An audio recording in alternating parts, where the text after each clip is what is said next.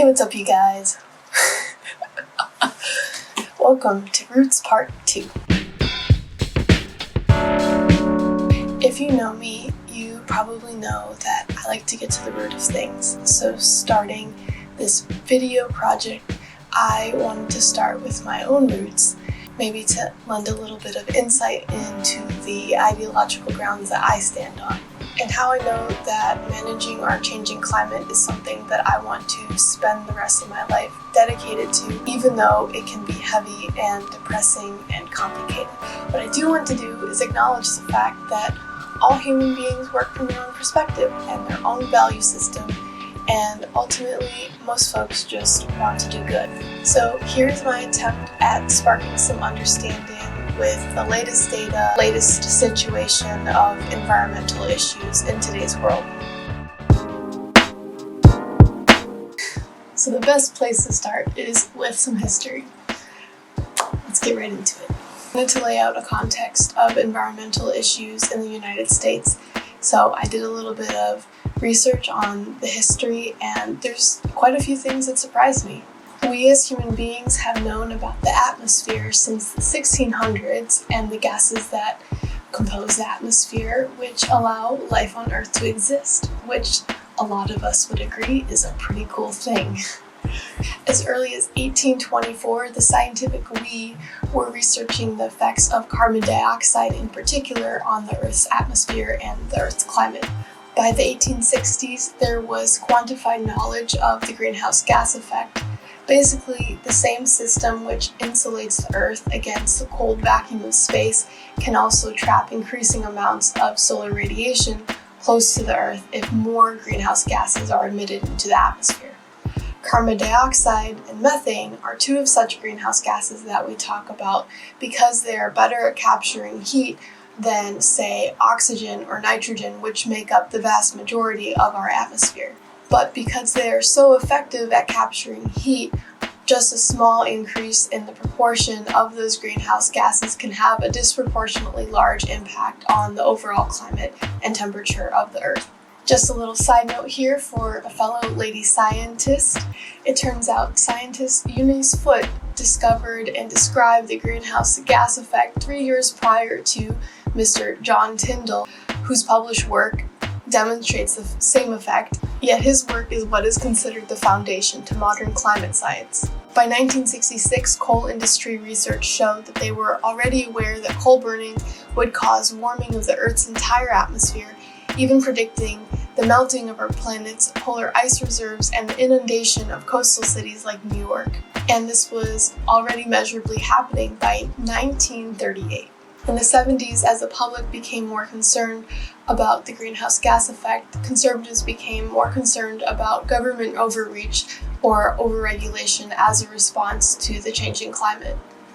By 1979, two of the United States' nonpartisan scientific agencies, NASA and NOAA, warned in the Charting Report that warming of the Earth was well on its way, and that waiting to see how it shakes out might mean waiting until it's too late.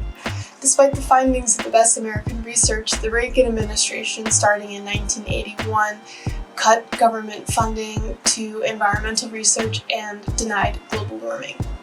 Countering this, a third, albeit more controversial, scientific agency, the EPA, reported in 1983 that global warming did have a potential for catastrophic consequences that would threaten the American way of life like today.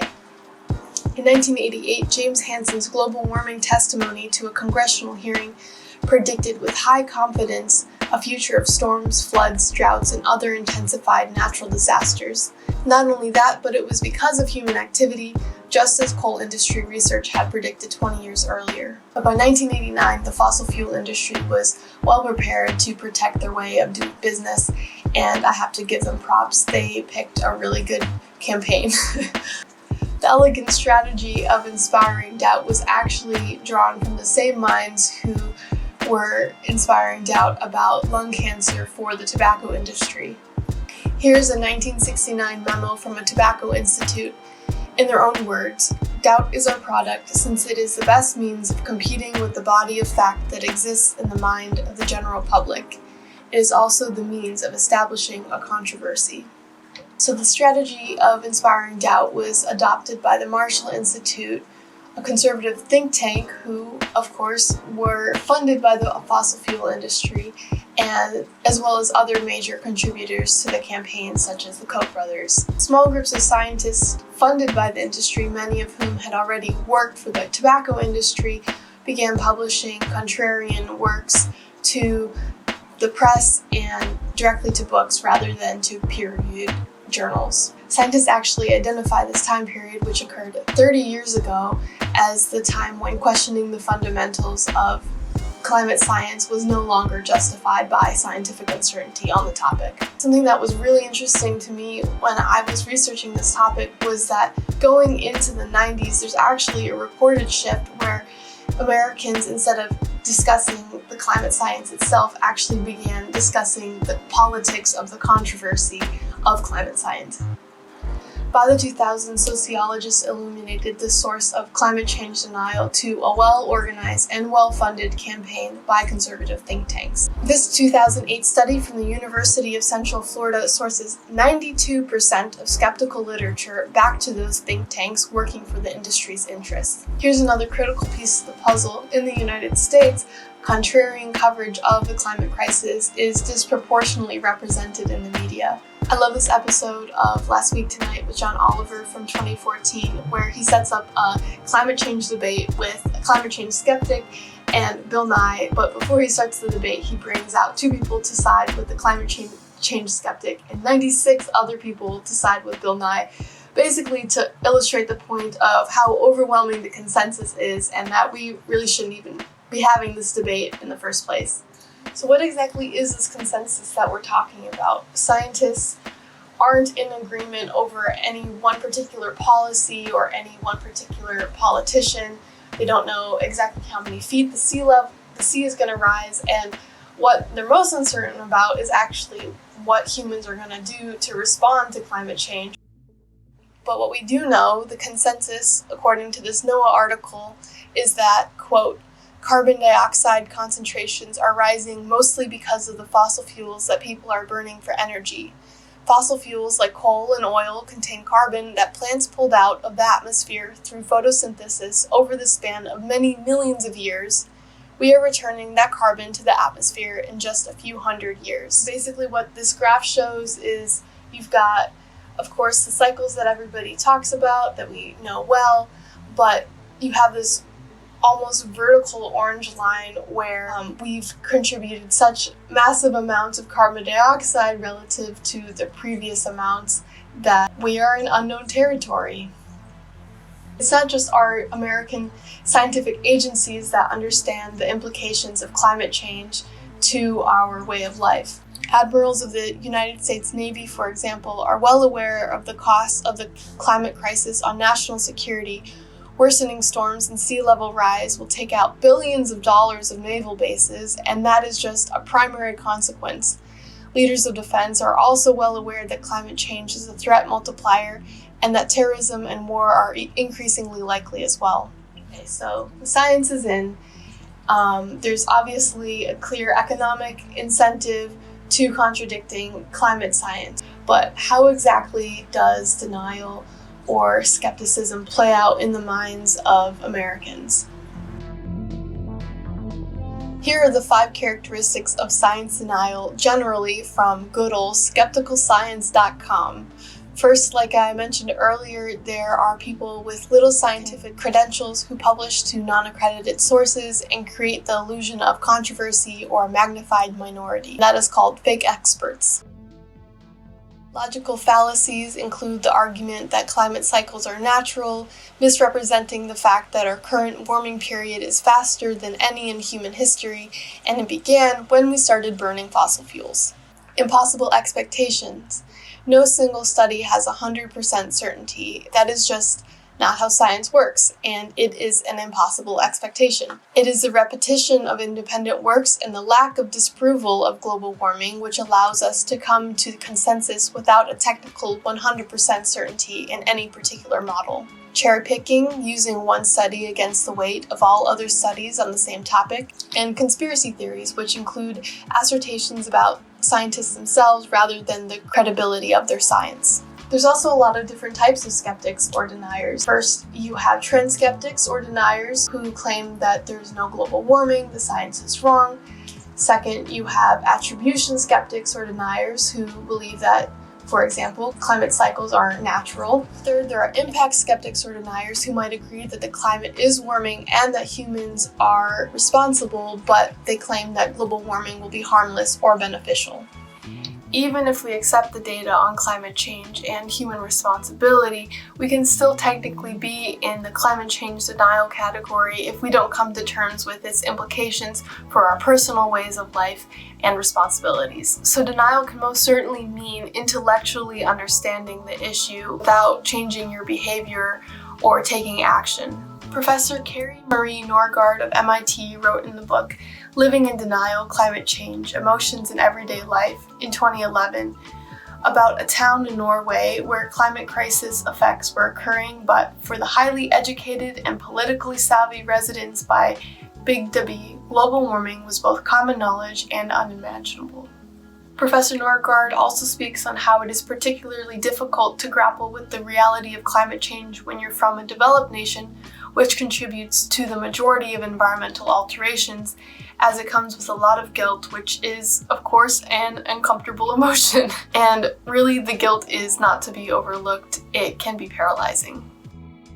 So wow, it's a spectrum like anything else. Climate change, denial or acceptance can range from reasonable doubt to idle acceptance to forthright contrarianism. So why does this happen? Humans as individuals tend to overestimate threats that seem more immediate, like terrorism, and underestimate threats that have longer-term scale changes, like our current climate crisis. When our brains make shortcuts to filter out a bunch of information that would otherwise be overwhelming to process, this is known as a cognitive bias, which of course is quite beneficial from an evolutionary standpoint. There are grounds for argument that we don't look that far into the future because we are only really concerned about a few generations of family. However, native cultures which hold their 7th generation close to their heart show this can be counteracted in order to think sustainably about resources. A couple of other cognitive biases are the bystander effect, where we think someone else will deal with a crisis, and the sunk cost fallacy, where, for example, we continue to rely on fossil fuels even though the cost of continued emissions far outweighs our collective investment.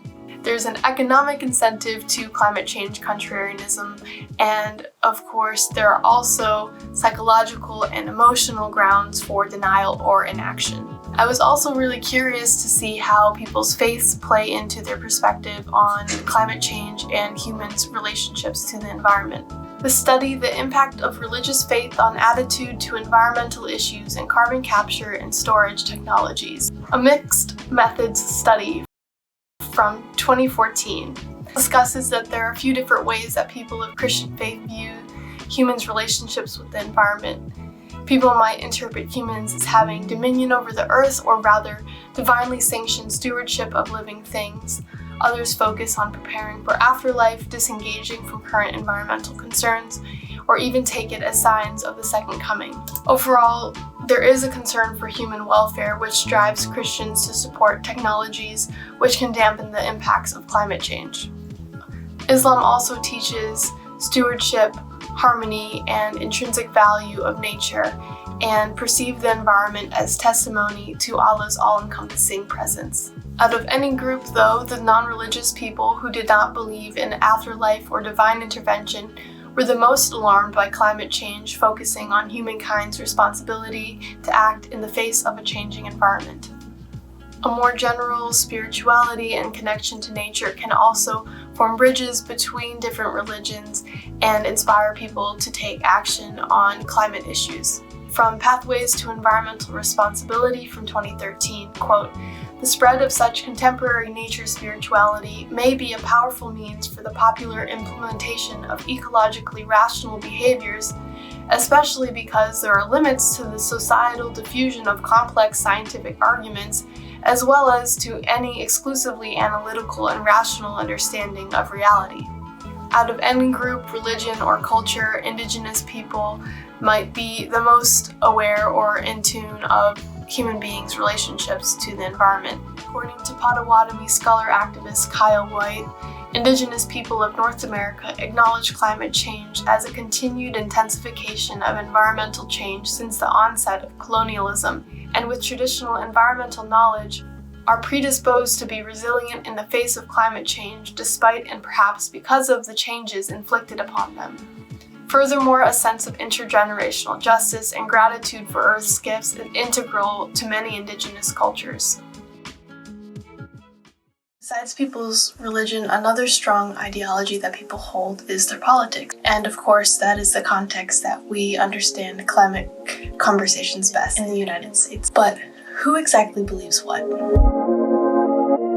10,957 U.S. adults surveyed from April 29th to May 5th, 2020 shows that most Americans both see the effects of climate change where they live and believe the government should do more to combat the impacts of climate change. 60% view climate change as a major threat to the well-being of the United States more than ever. 72% of Democrats say human activity is contributing a great deal to climate change, and only 22% of Republicans. Amongst Republicans, a few factors impact their perspective on climate change. Republicans closer to coastlines are more likely to say that climate change has affected their community. People who identify as moderate or liberal Republicans are more likely to see local impacts of climate change than conservatives in the GOP. Republicans who are younger or are women are less likely to support the expanding use of offshore oil, gas drilling, coal mining, or fracking than older Republicans. Democrats are not as demographically or ideologically split, but rather a factor that influences their perspective on climate change is degree of education, and specifically science education. Ironically, the most polarized amongst us are all pained that the world is changing. From a global standpoint, majorities in most surveyed countries say climate change is a major threat to their nation. People with more education, women, and younger people are more concerned in many cases across nations.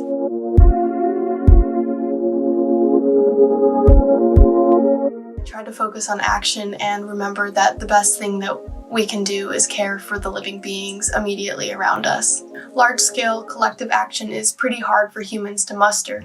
The good news is that local community action is achievable and great at combating the bystander effect. Focusing on geographically personal impacts isn't selfish, it is effective, and in my book, a great example of what local governments is constitutionally designed to respond to. Another way that effective action is spurred is by social comparison, for example, comparing your personal waste to your friends, and framing impacts positively, like number of lives spared rather than a doomsday number of lives at risk. We should also remember that human beings are able to innovate and to use the very same science and technology that developed fossil fuels and globalization to fight the problem it created.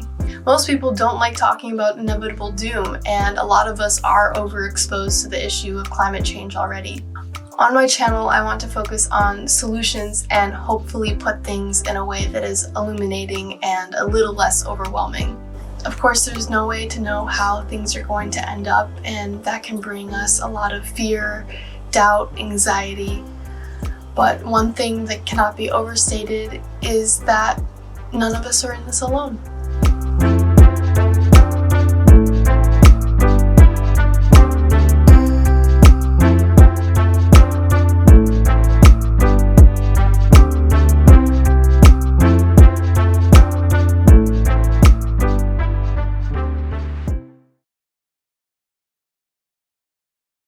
Scientist Eunice Foote discovered. Scientist Eunice Foote. It turned out. Scientist Eunice Foote turned. Oh my God. It turns out scientist Eunice Foote. Turns out scientist Eunice Foote described what is now known as the greenhouse gas effect 3 years before John Tyndall, whose published work demonstrates the same effect, yet his work is what is considered the foundation to modern climate scientists, not Foote's.